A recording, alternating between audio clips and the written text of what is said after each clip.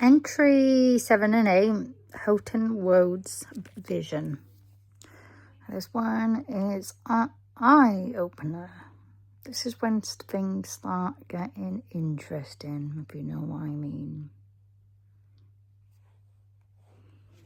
Entry 6, Holton Road Vision, 16th September. I was driving down Holton Road towards the traffic lights. I turned right into Court Road, and that's when it happened. I slammed on my brakes. In front of me was a crash, cars already smashed up. It had already happened. I stopped fast, pulled the car over, and got out to help because people were hurt. On the opposite side of the road, by the railing near the 3-story car park, I saw it clearly. A gray car, the front half crushed in. 2 people in the front, maybe one in the back. Blood everywhere. Behind them, another car, someone inside badly injured. And then the woman, she's what I remember most. She was older, 60, maybe 70, with a round face and dark curly hair. It didn't look natural, more like dyed hair or even a wig. She was lying on the floor by the railing, her eyes locked on mine. She stared straight at me, holding her hand out as if reaching.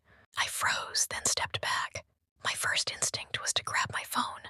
I fumbled in my pocket, tried desperately to pull it out. But before I could, I woke up. But waking didn't end it. My eyes filled with visions, clips flashing like short films in the air, 3 to 6 seconds each, moving and alive. They weren't random.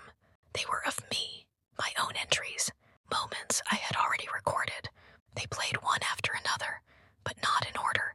Left, right, straight ahead. The way they appeared made it feel like I was looking down a tunnel, almost like a telescope, except there was no telescope. That's just the shape my eyes saw. A circle opening, showing me piece after piece. It wasn't sleep. I was awake. My son kicked me in his sleep, his leg pushing against me, knocking the blanket aside. That's when the clips began to fade, and then came the spider. Thick, black, shiny, a heavy round body. It crawled across the images, step by step, blotting them out one by one, over every clip, every flash of me, until nothing was left. It didn't crawl across the room. It crawled across the vision, and then it disappeared, gone into nothing, and then it was over. Entry 7, Holton Road Vision, Part 2. The spider didn't feel random. It wasn't just crawling. It had weight, purpose. The way it moved over the clips, one by one, felt like it was closing something down, sealing it, like those moments weren't for me to carry anymore, or maybe they weren't safe for me to keep seeing. Each step was thick, final, like ink blotting out a page. It should have scared me. It didn't. That's the strange part. It looked like something from a horror film. Black, round, shiny, heavy. But inside me there was no panic, no scream, just quiet. My body didn't even flinch.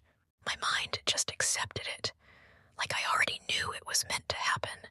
After it finished crossing the images, it walked off the projection and onto the blanket beside me. It moved slowly, deliberate. Then, before it went under the blanket, it vanished into the air as if water turning into steam. It didn't crawl away in the room. It dissolved into nothing, and then it was gone. I've learned this. When something feels evil, the fear tells you, this wasn't that. This was different. It was dark, yes, but not against me. More like it was working for me, protecting me even, taking away what I wasn't ready to hold. After it disappeared, I kept thinking about the woman in the crash, her hand reaching out, her eyes locked on mine. Was she asking me to help? Was she showing me something from the past? Or warning me about